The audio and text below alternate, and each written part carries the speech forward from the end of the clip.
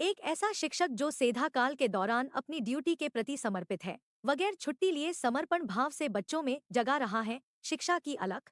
उत्तर प्रदेश प्रतापगढ़ के विकास खंड, बिहार के जालिमगंज बरौलिया के प्रधानाध्यापक, सकरदा के न्याय पंचायत नोडल संकुल संतोष कुमार मिश्रा अपने कार्यों के नाम से शिक्षा क्षेत्र में जाने जाते हैं।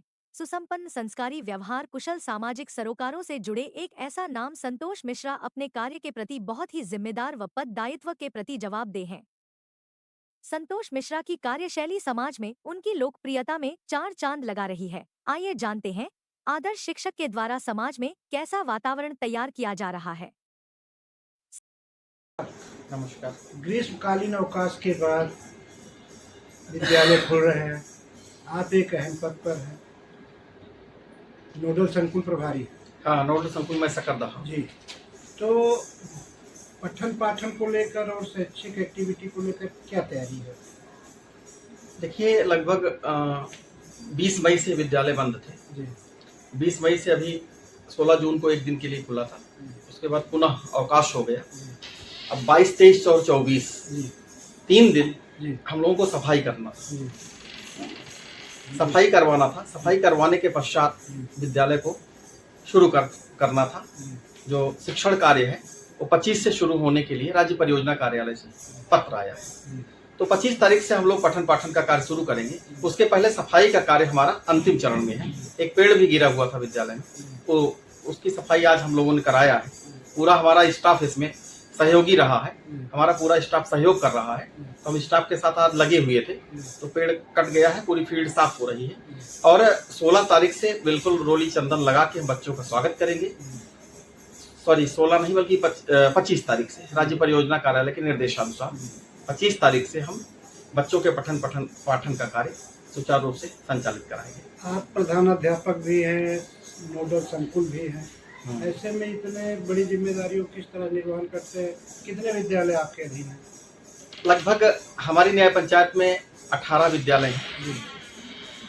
इनमें इनको मैं दिशा निर्देश देता रहता हूँ। और साथ ही साथ आवश्यकता पड़ने पर जो कार्य राज्य परियोजना कार्यालय के द्वारा खंड शिक्षा अधिकारी के माध्यम से हमको मिलता है, उसको मैं करने के लिए देता हूँ। उनकी समीक्षा भी करता रहता हूँ और ससमय कार्य पूर्ण करा के ब्लॉक संसाधन केंद्र बिहार को सौंप देता हूँ। अभी एक सूत्रों से पता चला है कि आपने अपने शैक्षिक काल में एक भी अवकाश नहीं लिया। ऐसा कहाँ से आपको प्रेरणा मिली? सबसे बड़ी बात यह है कि मैंने सोचा कि हमको जो टीचर का ऑक्यूपेशन होता है सामान्य ऑक्यूपेशन की तरह नहीं होता है। शिक्षक समाज का निर्माता होता है, समाज को दिशा देने का कार्य करता है। तो राष्ट्र निर्माण के कार्य में सबसे ज्यादा योगदान देता है। तो हमने सोचा कि बच्चों को हम एक्स्ट्रा क्या दे रहे हैं, सबके लिए तो पेमेंट मिल रहा है। तो 14 छुट्टी जो थी मेरी उसको मैंने दान कर दिया बच्चों के नाम। और 14 दिन ज्यादा मैं साल भर में कार्य कर रहा हूँ अन्य अध्यापकों की तुलना में। तो इसका उद्देश्य एक है कि विद्यालय को बेहतर बनाया जाए, बच्चों का सर्वांगीण विकास हो। दूसरी बात यह है कि इसी के क्रम में हमने 10 सितंबर 2018 से मेरी ज्वाइनिंग हुई और आज तक मैंने कोई भी छुट्टी नहीं लिया। तो ये क्रम मेरा चलता रहेगा। अब कल हमारे भाई साहब की शादी है, तो रात में मैं वापस आऊंगा और 25 तारीख को मैं अपने विद्यालय 7:45 बजे, जो राज्य परियोजना कार्यालय का समय है, टाइम एंड मोशन स्टडी के आधार पे मैं पहुंच जाऊंगा। अभी समय क्या रखा गया सर शासन? अभी इस समय शासन द्वारा 8 बजे से 2 बजे तक का समय रखा गया है, लेकिन सभी अध्यापकों को 15 मिनट पहले आना है और आधे घंटे बाद जाना है। अर्थात 7:45 बजे से 2:30 तक विद्यालय में कार्य करना है अध्यापकों को। और 8 बजे से 2 बजे तक शिक्षण कार्य चलेगा जिसमें बच्चे पार्टिसिपेट करेंगे। अभी आप अपने एक्टिविटी से क्षेत्र के लोगों को ग्रीष्मकालीन अवकाश के बाद जैसा खुल रहा है, तो क्या मैसेज देना चाहते हैं कि सब लोग इस तरह से मनोयोग से कार्य करें?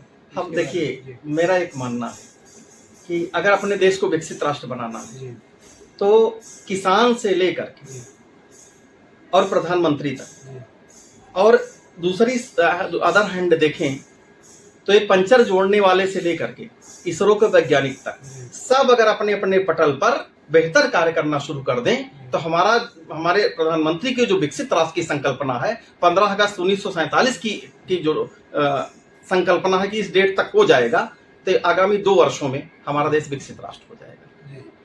आप 2 क्वेश्चन बचे हैं। आप अपना आदर्श किसको मानते हैं? हम अपना आदर्श अगर इसके क्षेत्र में देखें, मतलब शिक्षा के क्षेत्र में देखें, तो हम अपना आदर्श डॉक्टर राधाकृष्णन को मानते हैं। जी। आप ऐसे 5 काम गिनाइए जिससे कि आपकी लोकप्रियता उससे जुड़ी हो, विद्यालय को लेके या समाज को लेके। आप अपना 5 काम बताइए।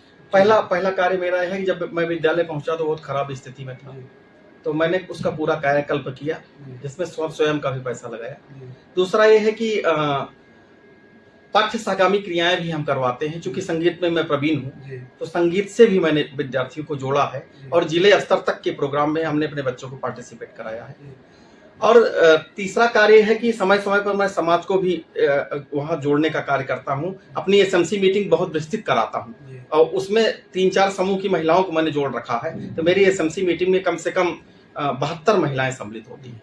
ज्यादातर तीनों समूह हमारे यहाँ सम्मिलित होते हैं, तो कभी कभी संख्या 100 पहुंच जाती है, इसलिए कि उसमें संदेश अच्छा जाएगा।